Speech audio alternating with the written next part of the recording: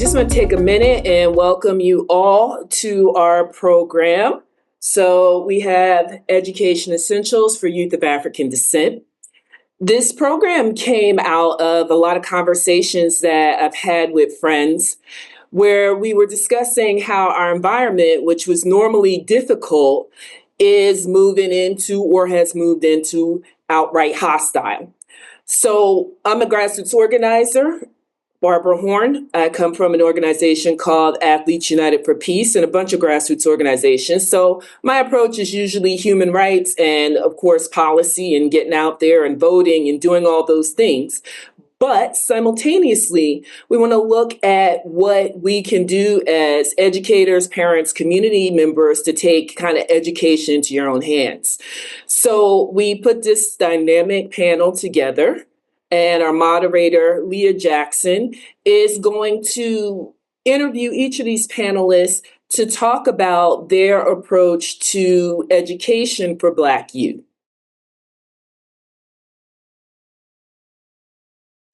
That mentorship that you got that you received, that intergenerational mentorship that you received was key to you developing your purpose. So that is an important part of our growth, right? In coming into our own. And we that's a crucial part of our work in MAPSO Freedom School. As you had mentioned in the intro, all of our programs are open to the community. And so we look forward to having this intergenerational exchange between young folks. Our first Saturday school, we have a Saturday Freedom School, 8 sessions every spring. And our first session this spring focused on food security and mutual aid. And so we had the age range was from like 8 years old. We had elementary school students, high school students, teachers, and then even parents from the community. And so it's that communal learning that really kind of, I think, brings us to, why we're here today. So I believe that it's crucial to adopt a human rights-based approach to education because at the core, we're not just teaching students, we're nurturing the whole being.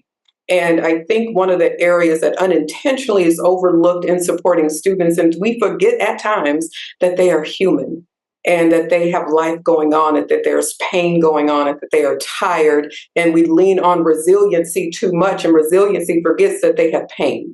And so that's one part. I believe students need to be seen not just as learners, but as people with stories, emotions, and needs. There has to be space for their creativity, their culture, and their rest. There has to be space for their rest. I remember I was at Subway and the young man who was making my sandwich, it was late, like it was about to close at 10 o'clock and it was 9:55. And I said, "Oh, thank you so much. Oh, you get to go home and go rest." He just was like, "No, ma'am." I was like, "What? I don't get to go rest. What are you going to go do?" "Oh, I have to go do homework." I said, "Okay, we go do homework. Then you get to wake up." He was like, I got to wake up at 5 because I have to help with this and help with this and help with this. And I just said, "When do you get to rest?" And he looked at me as if rest was a foreign word. He looked at me like, "Wait a minute, you telling me that I get to rest?" And so when students are hungry, overwhelmed, or emotionally unsupported, we can't expect them to show up and thrive. Too often, there's so much pressure to perform, to keep going, but what about the moments to just be? A human-based approach recognizes that rest is resistant and that well-being is foundational, not optional. It also requires us as adults to step in and advocate when systems or policies don't align with what is best for our kids. And finally, it's about dignity. It's about inclusion. Not exclusion of who we are in our humanity and culture. And it's about creating environments where students are empowered, supported, and respected, not just for what they can do, but for who they are. So I definitely am about the whole person, and I'm just ensuring whatever that looks like, everybody's rest, everybody's creativity is going to look different. But I believe with the human-based approach, we've got to see the whole student as well. but we also want them to know their legal rights, right? So legality, and to know your rights, to know what those laws and those policies that are created, that they're also given to the they're given on a human rights based approach, and that we are aware and knowledgeable of that. Some of the crucial things that I know we put in our toolbox at Kind, we really follow a conscious discipline model. So what that basically means is very, very brain based. What's going on in a child's brain? Trauma informed. Like, generally speaking, when we're seeing kids that come to school and they're hungry, and having a conversation like, you can't eat until you're done with homework, you know what I mean? Like, that just doesn't align. That's basic, like, hierarchy of needs is important before we get to any academics. We talk about relationships over rigor all the time.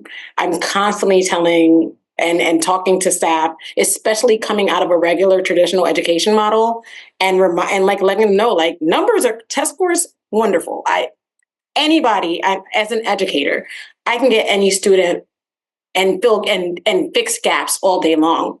But is that student happy? Are they smiling? Are they joyous in our space? Because they can go anywhere and get all the other stuff.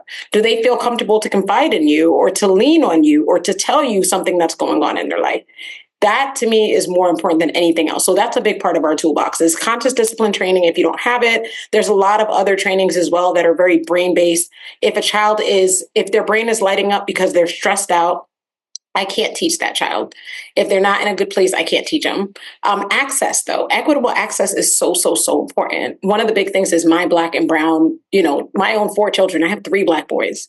So I'm constantly like, having 3 Black boys, God was like, you know what I mean? Like, I'm a real girly person, but God was like, you're going to have these boys, because those are, especially in the society, there's so many chances of them not being able to succeed here. And once they hit these teenage years, now they're looked at as a threat to some degree. So I knew I had to shift that. So my boys know that they get their rest. They know that they can emotionally tell me what's going on. I'm constantly giving them the emotional intelligence, empathy. I know you're going through things as a teenager. Your brain is hurting. You know what I mean? Like, right. Your brain is exploding with things. So I'm trying to understand that. And that's why our academics are only an hour and a half to 2 hours per day. The rest of the day, what are you passionate about? How can we really do everything around that? I have kids that my kids are coding. My kids are creating video games. They're designing. We're talking about getting on Fiverr so that they can be entrepreneurs, digital entrepreneurs, so that we can move around the world as much as we want to and have that freedom and flexibility. But them knowing that immediately at 14 years old, 13 years old, 12 years old, I want to give them freedom. And that, I feel like, is something that not many people have. And I think that's human rights to me, is freedom. And I don't think that enough of us have it, even in the society that we feel like is very, very free. The first thing I think coming into the profession is a commitment to ongoing education and radical professional development. So I taught for years, as you mentioned in my bio, at the Rutgers University Urban Teacher Ed program. And it was in teaching future teachers that I came to learn about how much future teachers weren't learning in college, right? And so they would, if we're talking about literature and how to diversify, the English curriculum at the high school that you're going to be teaching at next year, and my students would raise their hand and say, "Well, I haven't read any Black authors," and they're about to become a teacher, right, at a high school.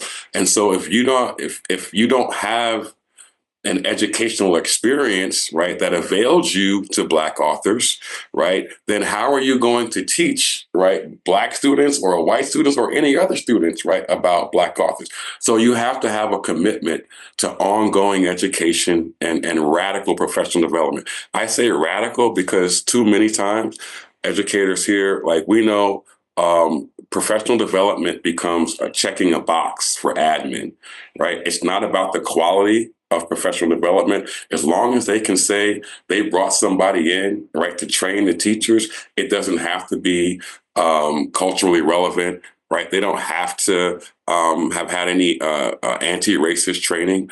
So the first thing I would say, again, ongoing education, commitment to radical professional development. The second thing is after that, a commitment, a pledging to teach the truth. The Zen Education Project is one of the groups, organizations that MAPSO Freedom School works with. And annually, for the last 5 or 6 years, the first Saturday in June is Teach Truth Day. And it's a day that public school and educators around the country, again, make the pledge to teach the truth to our students. But then we have activities and different types of programs and workshops, on that day, but we pledge to teach that truth throughout our careers. And then just lastly, I think that coming into education, especially in public school, like it's not an accident that educators are where we are. Like we make the decision to become teachers. And so I think it's important that we become assets. Right. You can either be an asset or a liability. Just going back to Dr. G and Alleyne's comments. The decisions that we make as teachers, how we engage, our young folks with love, and kindness and nurturing. We can be assets for our LGBTQ plus students. We can be assets for our students who are poor and coming from working class families. We have to locate ourselves in a way where we can be an asset, for more of our students who are on the margins. And so some insights about Candid Conversations. I am not there leading a workshop. I am not bringing in speakers. Candid Conversations is what it is, a safe space for men to be seen, heard, affirmed, and celebrated. And I've taken it to colleges for college young men, as well as elementary and high schools. And here's what we do, y'all.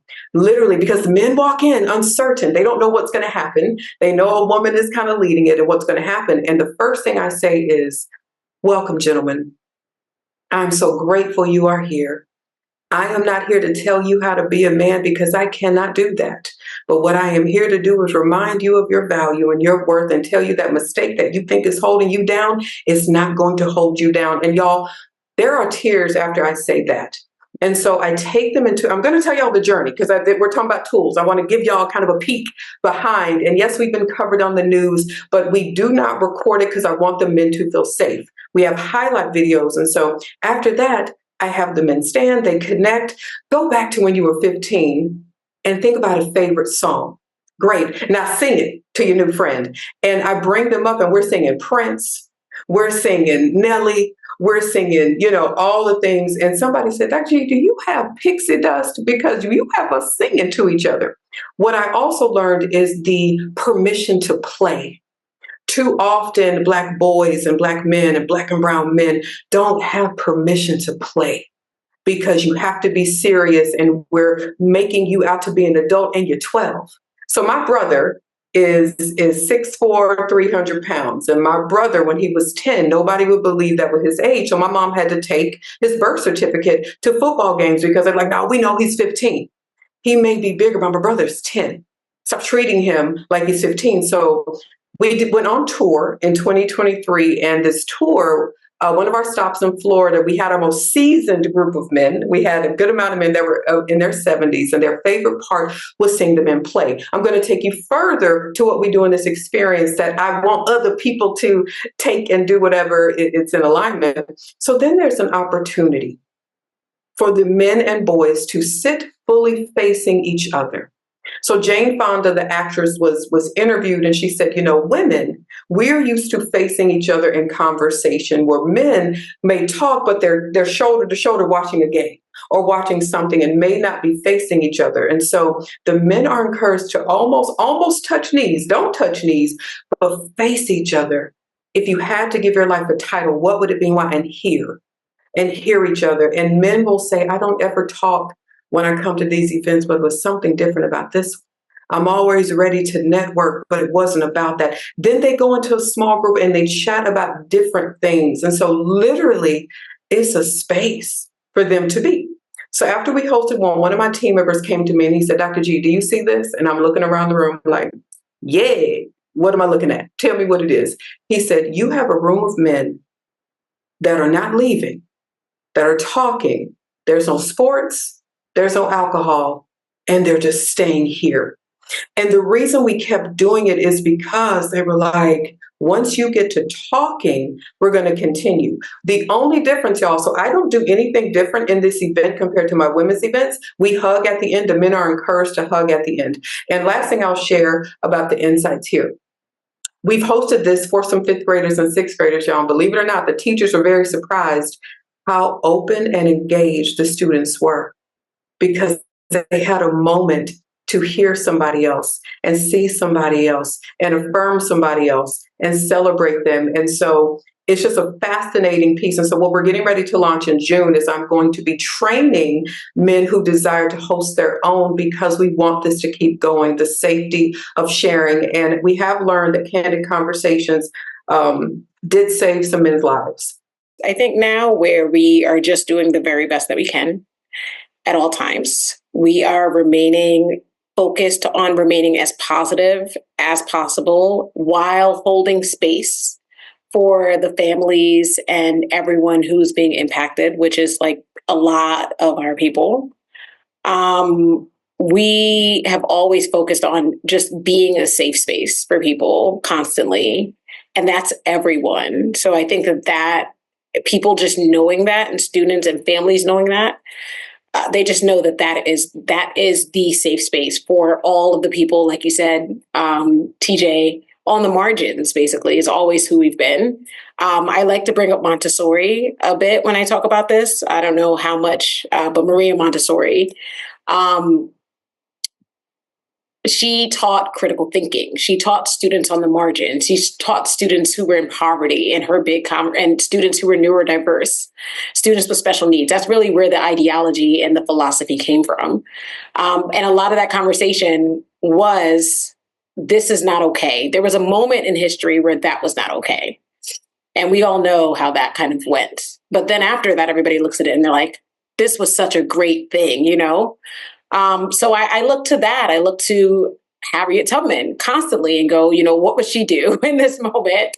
How do I manage this? And really, it's just focusing on real education, always looking at the worldview of what, you know, culturally, I want to learn about every single student's background and every single flag and every single culture, and bring food from there, bring dance from there, because I want my kids to have that worldview, you know, even if it's not popular right now. We even not necessarily try to stray away from it as much as possible.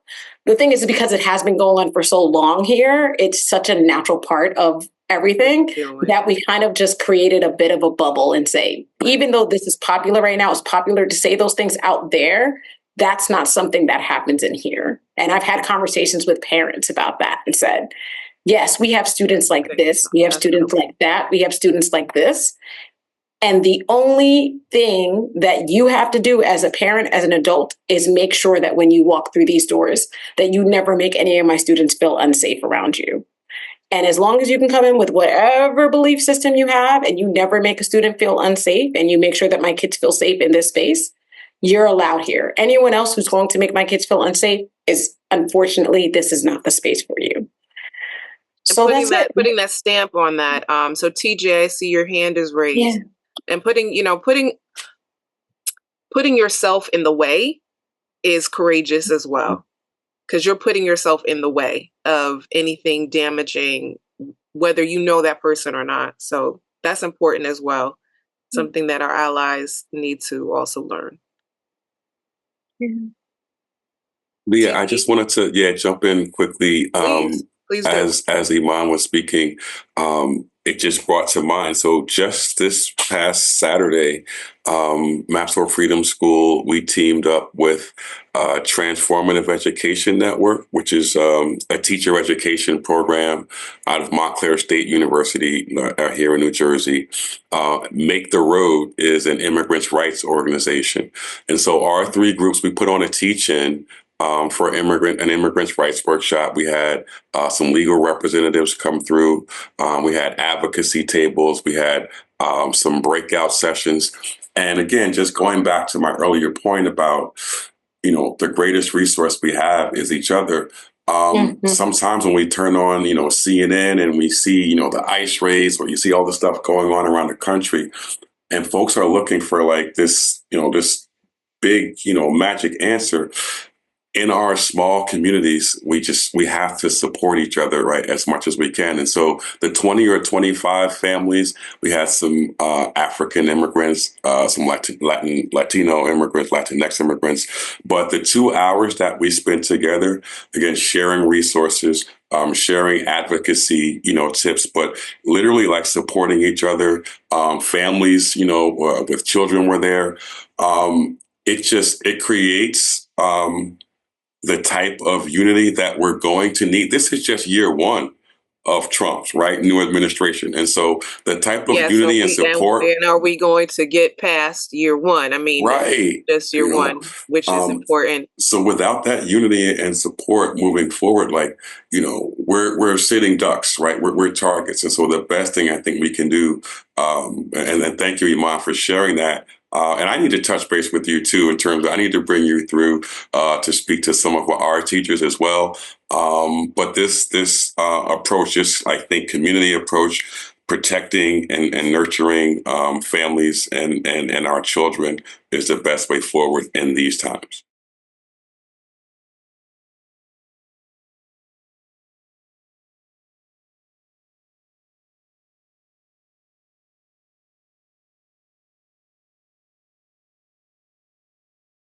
So I think that something like the Freedom School, something like, hey, these are your ancestors, like this is what happened, this is how it happened. But before that and leading into that, because a lot of that not wanting to maybe even desire the education can partially be like, how does this impact my life? I don't know what's going on at home. I don't know how much they're able to, have food, have, access to clean water and housing and things like that either. So even that kind of mutual aid might be beneficial as well. Yeah, I really think I'm limited in terms of responding here, but I'll try to throw some things out. But just logistically, like hearing that students, taking ferries, to get to school, I don't know how that compares to like, long distance busing, for example, like, here. But I will say, and it's, I don't know, it could relate or not, but when we go back to, African American communities, right, during slavery and post slavery, when, again, right, our education was literally a crime. So Carter G. Woodson, right, the father of Black history, talked about when he was, growing up, doing parlor readings, right? And folks might remember, right, parlor readings as a form of communal education, right? And so Carter G. Woodson knew how to read, but the folks who were working in the coal mines, right, where he was growing up, many of them were illiterate, going back to, our Durban Declaration, they're talking about illiteracy. But in these parlor readings, you would have someone who did know how to read, like reading an article, a chapter, or something from, some piece of literature to folks who may have been considered illiterate. But they had the experiences of white supremacy to be able to make the connection between what they were hearing about that was being read to them, right? It's through these types of activities where folks who may be illiterate will, again, the desire, right, that burning to want to learn.